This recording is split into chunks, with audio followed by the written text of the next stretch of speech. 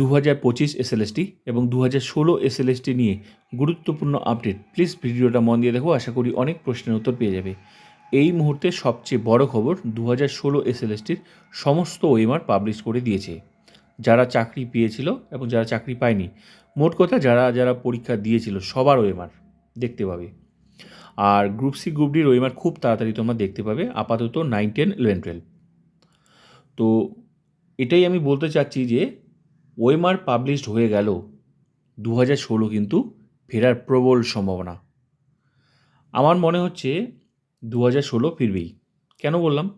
কারণ এরকম কোনো ঘটনা নেই যে পরীক্ষায় মানে ওএমআর আছে অথচ চাকরি চলে গেছে, এরকম কোনো দৃষ্টান্ত নেই। আর তার মধ্যে এটা আবার 10 বছর আগেকার। এরকম দৃষ্টান্ত কিন্তু আমি খুঁজে পাইনি যে ওএমআর আছে অথচ চাকরি চলে গেছে। তাই 2016 এসএলএসটি কিন্তু ফিরছে। এবার অনেকের প্রশ্ন, তাহলে 2025 এসএলএসটি কী হবে? 2025 এসএলএসটির কোনো ক্ষতি হবে না, যেমন চলছে তেমনই চলবে। কাউন্সেলিং বাকি আছে, 11, 12 কাউন্সেলিং হবে, নোটিশ তোমরা দেখতে পাবে খুব তাড়াতাড়ি। ভেরিফিকেশন বাকি আছে 9, 10-এর, ভেরিফিকেশনও হবে, খুব তাড়াতাড়ি নোটিশ দেখতে পাবে।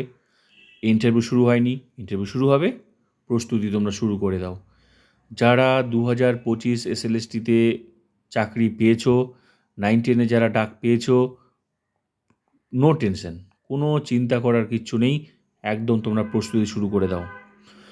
2016 এসএলএসটি তারা ন্যায় বিচার তো লড়বেই, তারা তো লড়বেই। যারা 2016 এসএলএসটিতে আছো, মানে এই 2025-এ, তারা তো নিজের অধিকার মানে তাদের ন্যায় বিচারের জন্য তারা তো লড়বেই। তো 2016 যারা 2025 এসএলএসটিতে আছো, তাদের সিটগুলো মাইনাস হয়ে যাবে। এবার বাকি পরের সিট এক্সট্রা অ্যাড হতেও পারে, কিন্তু আপাতত যা আছে সেগুলোতেই, মানে 2016 বাদ দিয়ে যে সিটগুলো আছে সেগুলোতেই নিয়োগ হবে, সঙ্গে এক্সট্রাও অ্যাড হতে পারে। কিন্তু 2025 এসএলএসটির কোনো ক্ষতি হবে না, যেমন চলার তেমনই চলছে। আর এই জন্যই আমি তোমাদের বলছি, 2025 এসএলএসটিতে যারা আছো তোমরা কিন্তু প্রস্তুতি শুরু করে দাও, ইন্টারভিউর। আর কাউন্সেলিং নোটিশ খুব তাড়াতাড়ি তোমরা দেখতে পাবে, 11, 12। তাই নেগেটিভ কোনো চিন্তা নয়। 2016 নিয়ে কোনো টেনশন করার কিছুই নেই। 2016 টিচাররা 2016-তে ফিরে চলে যাবে। বাকি যে সিটগুলো পড়ে থাকলো সেগুলো হচ্ছে ফ্রেশার্সদের, কোনো টেনশনের কিছুই নেই। তো আমি যেটুকু মনে করছি বা যেটুকু আমার যা মনে হচ্ছে সেটা কিন্তু 2016 কিন্তু ফেরার প্রবল সম্ভাবনা। কারণ ওএমআরের গুরুত্ব আছে বলেই তো তোমার হচ্ছে সুপ্রিম কোর্ট প্রকাশ করতে বলেছে। তো এটা ওএমআর অনেক দিন আগেই প্রকাশ করার কথা ছিল, ওএমআর কিন্তু এখন প্রকাশ হলো। তো এরকম কোনো দৃষ্টান্ত নেই যে 10 বছর 8 বছর চাকরি, 10 বছর আগের পরীক্ষা, তারপর সেই পরীক্ষার ওএমআরও আছে, আবার চাকরিও চলে যাবে, এরকম কোনো দৃষ্টান্ত নেই। যদি তোমাদের এরকম কোনো দৃষ্টান্ত থাকে,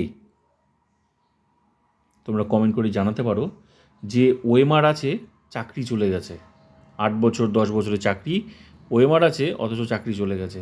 তার মধ্যে আবার কি, এটা আবার সিবিআই দ্বারা প্রমাণিত যে ওএমআরগুলো মানে অরিজিনাল না ডুপ্লিকেট, সেটা কিন্তু সিবিআই দ্বারা প্রমাণিত। তাই 2016-কে নিয়ে ভয়ের কিছু নেই, ঠিক আছে? আমি যেটুকু মনে করি 2025 এসএলএসটির কোনো ক্ষতি হবে না, যেমন চলার, যারা চাকরি পেয়েছো তারা কিন্তু অবশ্যই চাকরি পাবে।